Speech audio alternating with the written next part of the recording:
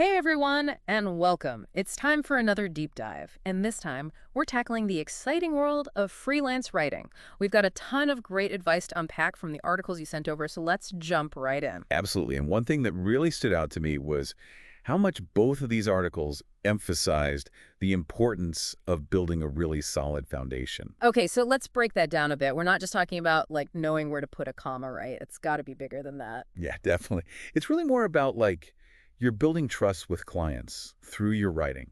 That means being able to write clearly, having that structure that really pulls the reader in, and honestly, being adaptable. You're not going to write a blog post the same way you write website copy. Right, totally. It's like you wouldn't show up to a business meeting in a swimsuit, right? You've got to tailor your approach for the occasion. Exactly. And speaking of upping your game, one of the articles actually suggested that formal training could be a really good investment, especially if you were thinking about specializing. Oh, interesting. What did they have in mind? Well, they specifically mentioned SEO. Ah, SEO. So like making sure your writing is Google friendly. Yes, exactly. It's all about making online content shine in search engine results. So like having SEO certified on your writer profile is almost like having a Michelin star for your words, instant credibility booster. Exactly. And if you're really interested in diving deep into that world of content marketing, the Content Marketing Institute has a fantastic website. Oh yeah, they're great. We're talking in-depth guides, courses, even an annual conference. There's a ton of resources there. Definitely bookmark worthy. We'll make sure our listeners have that link. Now, let's shift gears a bit and talk about portfolios because it's kind of like your writer's passport, right? And it's how you showcase your skills to potential clients. But, and this is a big but, how do you actually build a portfolio when you're just starting out? It's like the chicken and egg problem. You need experience to get experience. Right. It's a common dilemma. But these articles actually offer some pretty good advice for getting started. One of them suggests looking into platforms like Medium and LinkedIn Pulse as places to get your writing out there. You can share your work, connect with people, and start to show off your expertise. So like building your own stage before you hit the big leagues. I like it. Yeah, exactly. And while you're at it, think about creating your own personal website. Think of it as your central hub, your digital storefront, if you will, for all things you as a writer. I love that. It's like you've got your portfolio there, client testimonials, a way for people to contact you directly. Everything's right there, easy to find. And it really shows that you're serious about what you do. Exactly. And you know what else can really make your portfolio stand out? Guest blogging. One of the articles highlighted that as a really powerful strategy. Ah, so it's not just telling potential clients, hey, I'm a good writer. It's showing them. You're getting your work out there on established platforms, kind of like a live demo of your writing skills. Exactly. And it's not just about the exposure either. When you start reaching out to different blogs and publications, especially within a niche you're interested in, it's a fantastic way to connect with influencers in that field. Oh, that's a really good point. It's like networking, but with words. I love it. Hmm. Okay, so we've got the foundation, we're building that portfolio, but now how do we actually connect with those potential clients? And I feel like this is where things get a little more strategic, right? It's definitely the next step, yeah. Yeah. And it can be kind of intimidating, honestly, especially like that first cold pitch. Yeah, no, I get it. Even the term cold pitch just sounds kind of brutal, It's like you're just tossing your ideas out into the void and hoping something sticks. It can feel that way for sure. But actually, both of the articles we're looking at had some really good tips for making your pitches stand out a bit more. One of them was all about personalization. Okay, so we're not talking about like generic emails that you're blasting out to 100 publications at once. No, not at all. Think of it more like, you know, you're on a date. You wouldn't just walk up to someone you've never Oh, met and propose marriage. it's a terrifying thought. Right. You want to make a connection first. Okay, that makes total sense, but how do you actually personalize a pitch when you're coming at it like totally cold? Like you've never worked with these people before. It really comes down to doing your research. Really target publications that genuinely align with your niche, with your writing style. And then don't be afraid to, dig a little deeper. Find out who the right contact person is. Maybe it's not just the general editor. Maybe there's an editor for a specific section.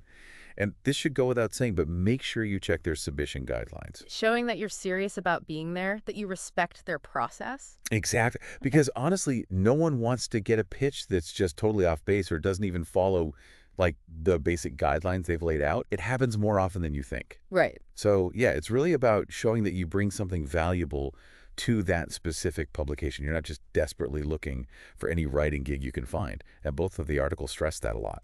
It's about figuring out how your unique skills and your perspective can actually benefit their audience. Exactly. And honestly, that right there, being able to effectively communicate what you bring to the table, that is a skill that will serve you so well throughout your entire freelance career, not just at the beginning. That's such a good point. Okay, so we've talked about kind of like the one-on-one approach, but what about casting a wider net? What about freelance job boards? How can those be helpful in this whole process? Yeah, those can be awesome, especially when you're first starting out and you're really trying to like build that client base. Yeah. One of the articles specifically mentioned platforms like Contently, FlexJobs, Fiverr, and Upwork. And don't forget about the regular job boards too, like Indeed and LinkedIn and all those. It's always worth just doing a quick search for freelance writer, freelance technical writer, or even just like more specialized terms related to your niche, because honestly, you might be surprised at what remote opportunities are out So there. it's a really good point. Yeah. There's always more out there than you think. Yeah. Now, kind of switching gears a little bit here, let's talk about finding your niche. This was something that the second article dove into a lot. Yes. Niche finding. Okay, this always feels a little bit like trying to pick like a superpower, Yeah. you know? Yes. Niche finding. Okay, this always feels a little bit like trying to pick like a superpower. It is kind of like that. But the article really stressed that your niche, it's not just about what you enjoy writing about, although that's definitely a big part of it. It's more about like where your knowledge is, where your expertise really shines through. So it could be something you already know a lot about, or maybe like a field that you are just super passionate about learning more about. Exactly. And I think part of it too is thinking about like what you bring to the table. Hmm. What are you really good at? Are you like a research whiz? Do you love taking really complex topics and like breaking them down so that anyone can understand them? Things like that can really give you a clue about where you might find your niche. So like imagine, right, that you love to travel, and on top of that, you're kind of an SEO nerd. You love all that stuff. You could combine those two things and become like the go-to writer for travel blogs who want to like climb those search engine rankings. There you go. You see, that's a perfect example. You're not just a travel writer, you're the travel SEO guru. Mm. And that right there, that specialization, that's what's going to make you stand out from the crowd. It's so smart. Okay, I'm totally getting this. So we've talked about niches. What Mhm. about like that online presence? The second article really spent a lot of time talking about that. For good reason. Yeah. Your website is your, like, your digital storefront. It's that Mhm. first impression that you're making on potential clients. So it's not enough to just have like a basic website with your portfolio on there and call it a day. Not really, no. Think of it more It's like, how can you use this space to show off, your personality, what you're an expert in, what makes you different from all the other writers out there. Invest in a good design, make it easy for people to find what they're looking for, and definitely include those client testimonials. Oh yeah, those testimonials are like gold. They are. It's like social proof, right? Yeah. You're not just saying you're good at what you do. You've got other people who are saying it too. It builds that trust factor. Okay, so we have covered so much ground today in this deep dive. We're talking building that strong foundation, getting your work out there, the whole pitching process, finding that niche that really lights you up. It's been a lot, but it's also important. And I think those articles you found, they really lay out a great roadmap for anyone who's serious about building a freelance writing career. They really do. But they are just the first step, right? Exactly. A thing about being a successful freelancer in any field, but especially writing, is that you kind of have to be willing to adapt, to keep learning new things, to evolve your skills as you go.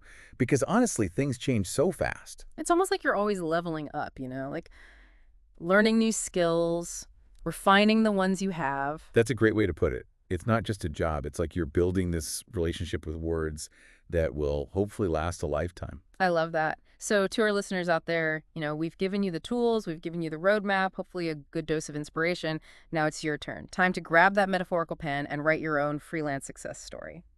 The world needs your words. Don't be afraid to put yourself out there. So well said. And on that note, that's a wrap on this deep dive into the world of freelance writing. Until next time, everyone, happy writing.